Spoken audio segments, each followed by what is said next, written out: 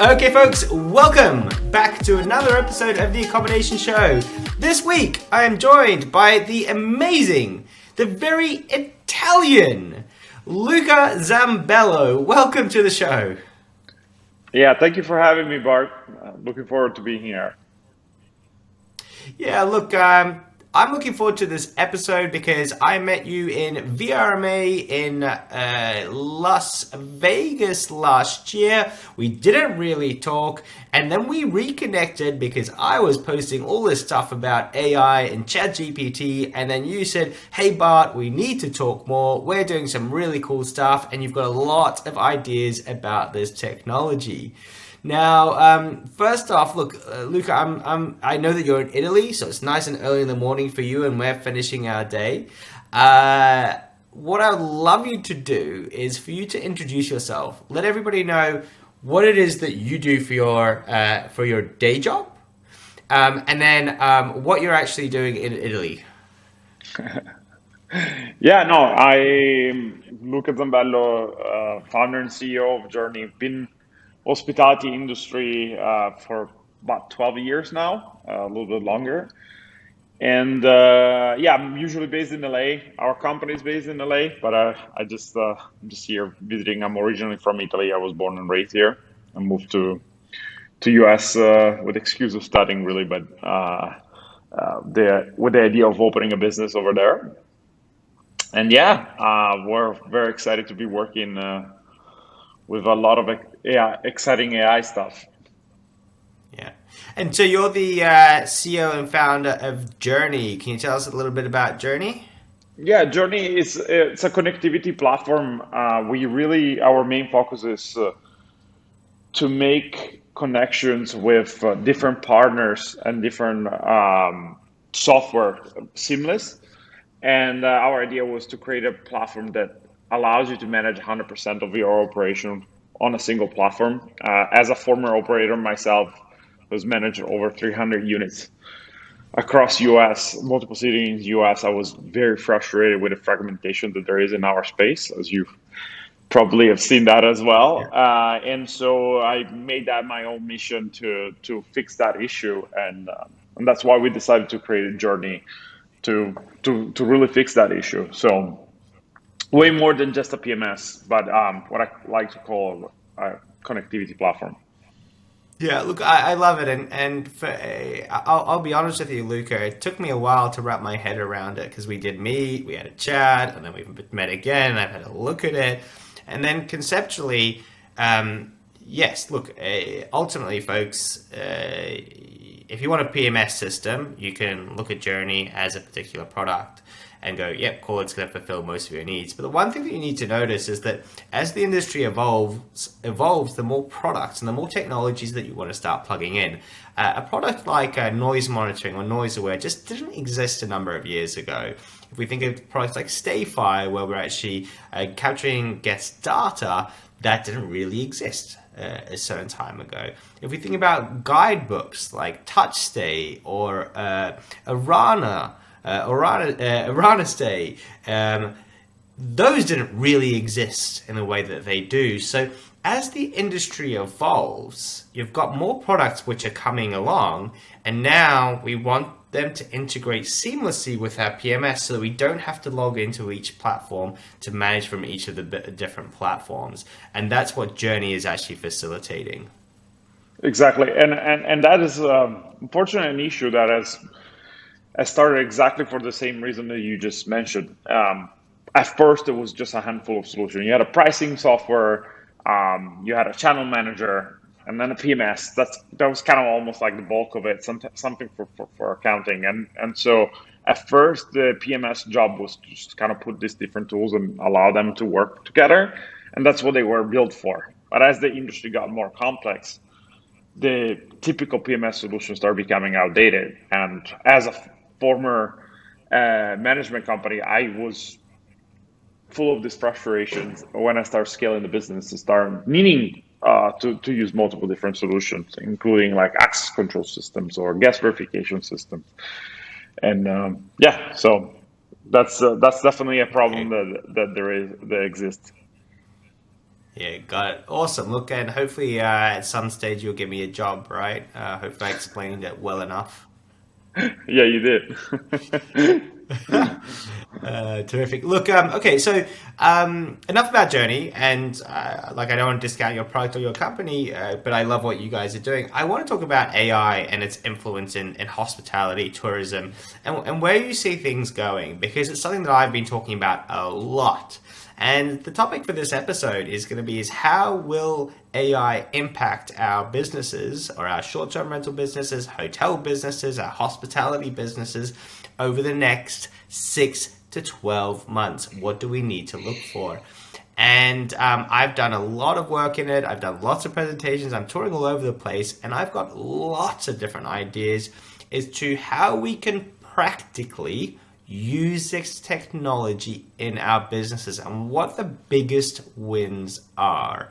And I really want to talk about those biggest wins because some of them are a bit hypothetical and some of them you still will be figuring out and working on yourselves at Jurny and your overall. But there are some that are just, to me, so significant. And I will back this up with a little bit of data. We did a survey before we went to do a presentation, and we had 100 tourism professionals in the room, and we said, "How often do you use ChatGPT?" And it was actually under 5% that were using it more than once a week. It was wild, and in my mind, I was like, Yeah. "Oh my god, everyone isn't using it like me." So the question is, why aren't people using it? And I think it's a bit of not understanding how to use it and what the benefits are. So let's start off from that. So, in your view, with AI, with technology, how much is it going to impact our world and our work? Yeah, I want to answer that question, but before I answer that question, I want to say something before that. I think it's not just going to impact hospitality.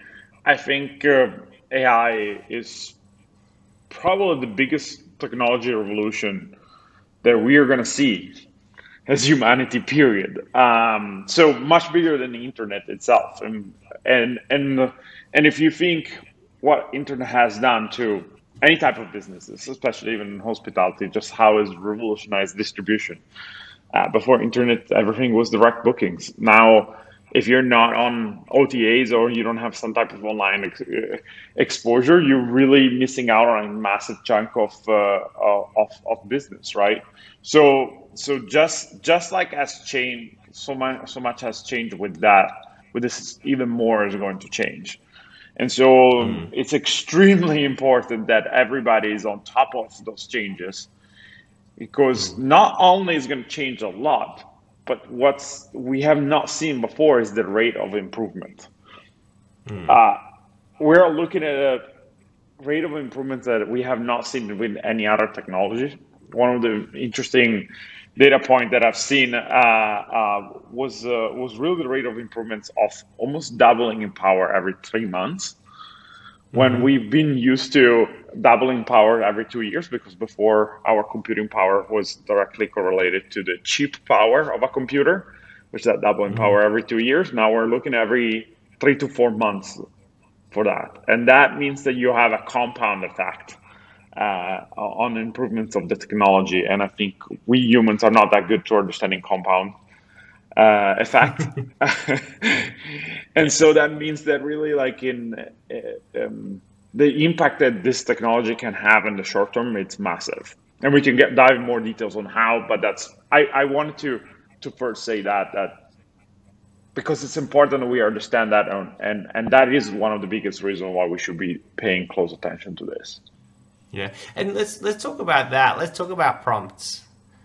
Because I know that there are jobs that are out there paying, in the 300,000 US dollar a year range to become a prompt writer, and understanding how these tools work and what kind of prompts to put in is really critical. What do people do, like to figure out their prompts? Yeah, it's an it's about using it. Honestly, it's as simpler than what it sounds. The more you utilize these tools, the more you understand how to leverage them. So to give a perfect example, if you say to ChatGPT, and this is actually something that we tested ourselves, there's two. If you use ChatGPT to write for instance, let's say an article, and you put into a tool to detect whether or not it's being written by AI, if you put a very simple prompt, it's going to be detected as written by AI. But if you put a complex prompt, it won't detect it. So as I give you the example before, how I ran that article, when I gave to ChatGPT a very detailed amount of information, it's a bunch of industry statistics, and then I wrote that article about it, that article would be undetectable because there's so many proprietary information that we put it in. So that was a very complex prompt. I said, hey, write an industry article and talking about all these data points and showing why hospitality is growing and why technologies are important for hospitality. Now I give a lot of details on what I'm going for. GPT-4 understands that and now can spit out a very detailed article that is customized to what I want to have. So you have to invest time in the prompt to have a good result in the end. Sometimes it's worth investing 6, 7, or even 10, or even 15 minutes on that good prompt, which is less time they would take you anyways to write the article itself to have a good output. Then you can save, and there's actually multiple different websites and sources where they're now starting collecting good prompt for different type of scope of work that you want to have AI to do. And independently whether you're using ChatGPT or different AIs, prompt is what it is about. Even in coding, now there's coding prompts that you have to give to this AI if you're utilizing the API. AutoGPT is basically a more evolved way of giving a complex prompt to OpenAI API, right? And it allows you to do a lot more just because of that. So that was called Auto GPT. Do you call it? AutoGPT, yes, Yeah. it's yeah, it's a tool that you can utilize. It's a very interesting tool. Yeah, wow. Look, I love this. I feel that it's getting a lot meatier, so I'm gonna push you even more, Mr. Luca. So we're talking about the fact that, and I just love your honesty as well. Well, if you want to be good at prompts, just start writing prompts and just get better at them. And obviously, you can go out there and you can learn from other people that have written prompts before, but that real fundamental is giving it a lot more context. Now let's reverse that back to the reviews that we were just talking about. Okay, so we can ask it to respond to a review, right? So it could be a negative review or a positive review or whatever, and say, hey, respond to this review. But now you're saying, hey, Bart, it would be a lot more useful if there was more data points and more context that we can actually give it. And now, obviously, we're not going to give it all the context about all of our customers unless there's some automation in the background, which is pulling that data across, like, for example, the age of the customer, their gender, their all of their stuff about who they are. But there are things that we can tell the Chat GPT about our business, right? That we could use for every single prompt. Correct. Yeah, that is exactly correct. And then also, if you use the same thread with ChatGPT 4, if you upgrade to their premium service, it will keep track of that trend. So it will learn from the previous conversation. So sometimes you don't have to repeat everything. So especially if you're using it for review, I recommend potentially using the same thread. Um, but yes, exactly. Like you want to have a base that you can utilize for every future uh, similar tasks, right? And then you can just change some of the data points and the review itself. But talking about your own business or talking about this specific place to stay at, that's something that you can potentially standardize and have a copy and paste. So, and the more details you give, the better the output is going to be. So if you just say just answer this review, it's going to answer in a certain kind of way. But if you say, hey, answer this review, I we are a hospitality company. They stay at XYZ place. I want to make sure that I want to make sure that this response is not it's more addressing concern that other guests may have, not this specific guest, then your output is going to be very different. Yeah, and the other one that I really like is tone as well. So Exactly. incorporating tone based on the brand of your business and the way that you would normally talk to people. Absolutely. That's and Yeah. exactly. And you can go in as many nuances and details as you want, especially with GPT-4, not 3.5, because the amount of data points that they can retain and consider when spitting out an answer, it's pretty mind blowing. Yeah, and look, I'm very aware that what we're doing here right now, Luca, is we're making this episode only valid for 6 months, and then we can put it in the bin because it's going to be ChatGPT 5 or another tool that comes out. But I think that some of these principles are very important, right? So what we're talking about is being able to create context. And regardless of what tool comes out, we're still going to need to be able to give it as much context as we possibly can, right? So that it can come up with the right answers that we're actually looking for. Yeah, exactly. And I think prompt engineering is going to be very, very relevant for a long time, because that's going to be one of the best ways that we can interact with these tools. And I think what's very different than any other technology is that this is accessible to everybody. That's what I really like. Yeah. Internet at first wasn't accessible to everybody. AI is, thanks to these tools. I'm not a programmer, but I was able to set up AutoGPT on my own. I actually asked my own developers, but we're too busy developing the product, and they never helped me. So I had to figure out on my own, and I did. And you need to have some level of coding experience to do it, but I don't. And I was able to install it and run on my computer. So this is what I think is very, very different than any other technologies that now people can interact with. Before, you couldn't interact with a technology like this if you were not an expert coder. Now anybody can. Yeah. Yeah. Yeah. And I think that's a fundamental difference. And I think that's a very, very important point, Luca, that we haven't talked about is the accessibility of these tools. And that's been the real change, okay? Is that before you couldn't really see what it was and what it did because you couldn't really understand. It might be in a programming language or it might be hidden behind some walls. But then the language model just got so good that even the experts that have been talking about the risks of these technologies, even they have seen what it's doing because now you can actually conceptualize how powerful it actually is because you're seeing it as something that's relative to you, right? Yeah. Even if we talk about Mid-Journey, okay, so Mid-Journey generates images, and I would hypothesize that people don't understand the complexity of how that's put together. And yes, you might go, wow, that's a beautiful image, but you don't really realize how it's all put together. With the language model, when you ask it something which is complex and oh my God, you're able to take this very complex set of problems where it doesn't all make sense and then put it all back together again to give an answer which is accurate. That's where, as a human being, you'll find like, oh, the penny kind of drops as to how powerful it actually is. Absolutely.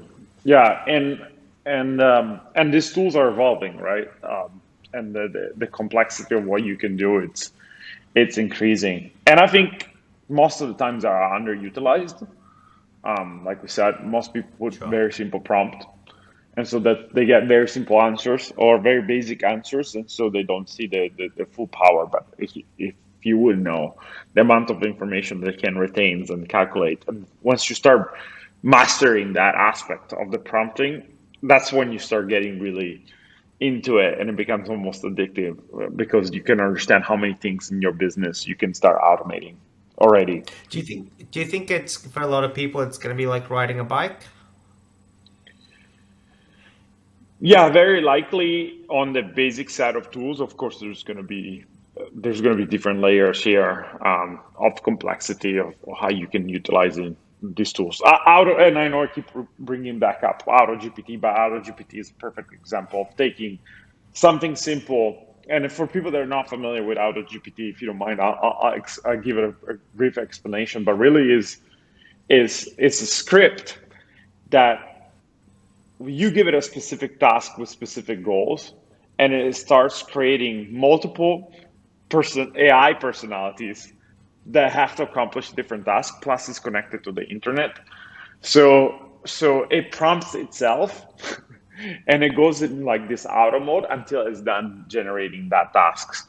And so, for instance, like if you give it to do a research about the industry and writing like a brief summary about it, it creates multiple AIs through OpenAI and GPT-4, and to spit out the what the end results, which is all the data information that you wanted to have. So that's an example of evolutions of I haven't even used this yet, but I know exactly what you're talking about, and I didn't know that I could get my hands on this already. Yes, it's pretty crazy. I've done some pretty crazy stuff with it already, and it blows my mind to see what we're able already to do, and really like things what I love is that it was removing a lot of things that people didn't like to do, like nitty gritty stuff. Yeah. So cool. So we've got some of these fundamentals that people can do themselves in their business, right, without needing anything more. So you can do your descriptions, your reviews, you can do your blog posts, you can do email writing, any kind of content that you're writing. The one last thing I'd like, and we've talked about reviews as well. The one last thing I wanted to just kind of cover off to sort of finish off this particular episode, because I want to get people really thinking about this technology and how they're going to use it in their business. The conversational AI bots. Now, generally, I think the perception is that they're awful. Facebook have been playing around with it for so long, and they're awful. Just awful. Like, even now, this is my opinion, of course, even now, someone sends me a message on Instagram, right? And it responds going, "How can we help with your inquiry?" Even though it's very clear that the person just said hello to me, right? It's like it's completely mismatched. And this is like a billion-dollar company or multiple billions of dollars. Surely they could figure this thing out. So what I'm getting at, Luca, is there's a difference between conceptually this stuff working and then it actually doing the job good enough. And we've talked about it. And there's so many companies that pitch themselves going, "We've solved it." They haven't solved it at all. It's just workflows, right? Yes, no, yes, Correct. no. And it's just a pile of junk and you don't get the answer that you need. I'm confident that ChatGPT is going to change this quite a lot as long as you've got the right It training has already. data. Yeah. So what do you think? I mean, like, is it good enough for a guest to be able to interact with it without it just hanging up already, or is it going to take a little bit more time? And what kind of training data do we need to give it to get there? Yeah, I'm giving away a lot of trade secrets. So I'm just kidding. Um, so it can work. I think what's important is that being ChatGPT is way more complex than I have a very finite specific work that you can give to do to an AI, because AI is ChatGPT is extremely generic. Generic means having access to stupid amount of information and taking consideration stupid amount of data to give something that is relevant, right? So Yeah. it's a lot harder to do what it's doing than make it answer a guest. That being said, you cannot have it answer a guest unless you have a good amount of data about how to answer guests, Correct. right? Yeah. So that means that you need to have a lot of historicity. So a database of a lot of historicity and a lot of informations. The second piece is that you have to have context. So you have to put things into context. So you have to, that's where the prompt engineering comes from, of being like, okay, this guest is staying here from XYZ to XYZ. These are all the rules, feed all the rules that you give, feed all the most common answers questions, and then feed the thread of information that has been past communications or anything that has been done. So keeping a log of all those information is very important, even if you have a phone call, to keep a accurate log. Plus, again, any reservation details, pricing, if the units are available late checkout, early check-ins. Like more information it has, the better and more accurate it's going to be. Because in the end of the day, it's the same thing. If you think about it, if you put a person to do that job, if you don't give all this information, they're going to give inaccurate information to your guests, right? Sure. Just thinking about it like that, like you give a database to your 24/7 customer support agents. You want to do the same thing with this AI, and already with just that data set, it's going to be able to answer very accurately to a lot of questions and connect dots. Then you can evolve it and evolve it, create an evolution of that by connecting to different APIs. For instance, like if you're connected to Yelp for local recommendation, it can start doing that. And then to give a user prompt. So like a user can now say, hey, I want you to, like you mentioned before, use a different tonality. I want you to be more professional, less professional. I want you to give a warmer welcome. I want you to greet people XYZ. I want you to, like, you can start creating this type of customization as well. That's like, I think, third phase of this chatbots. And I hate to use that term because it's really not. It paints a very much wrong picture of what it is. Yeah, because they absolutely it was a terrible thing. So do you feel, and without like just to close us off, do you feel you guys have done it? Have you solved this yet, or is it still a work in progress? The reason why I have all this knowledge on the topic is because we've been working on it for a long time. Yes. I think 90% solved or 100%? Where are we at? No, we're not 100%. Okay. I think we're going to be 100% solved and passing what I say human accuracy and experience even, I think, by the end of this quarter. There you go, folks. Follow Jurny. Follow Jurny for their journey. And I think that's the good thing. So, folks, what we're trying to do with this episode is give you some ideas for you to use this technology practically now. Get onto Chat GPT, start figuring out your prompts and understanding context, understanding how it all works. Because regardless if you're using Jurny or any other PMS system, understanding how this works will serve you to no end in terms of you setting it up on their platform. I guarantee they won't get to a stage where they do everything for you, or you'll still need to understand conceptually how it all works, and it will really help you out. Luca, thank you so much for your time and getting up early in the morning for me. For sharing your expertise, sharing all your trade secrets as well. I'm sure other people will figure it out in no time at all. But it's interesting, isn't it? That chase right now to keep ahead of the curve. I'm very excited to follow your journey, and I'm hoping that I can participate in it as well and continue on our AI journey together. Thank you so much for coming on. But before we go, what's the best way for people to reach out to you and to stay in touch and maybe even sign up? Yeah, I mean, I'm pretty active on LinkedIn, so you can find me under Luca Zambello, and you can follow us also on our website where we're launching cool, exciting things on Jurny, spelled JURNY.com. And but Bart, thank you so much for having me. I love sharing this and having this type of conversation. So awesome being here. You know what I love about it? Your excitement just the further we went through the conversation. So it's been a real pleasure. Folks, if you've liked the episode, please like and subscribe. Let us know if you use AI technology in your business and any of the tools that you're finding that you think are useful, put them in the comments below. Make sure that if you're listening on any of the podcasting platforms, you leave us a review. 5 stars is pretty good. It really does help us out. Thank you so much once again, Luca. Take care. Have a good day, and we'll speak again soon. Take care.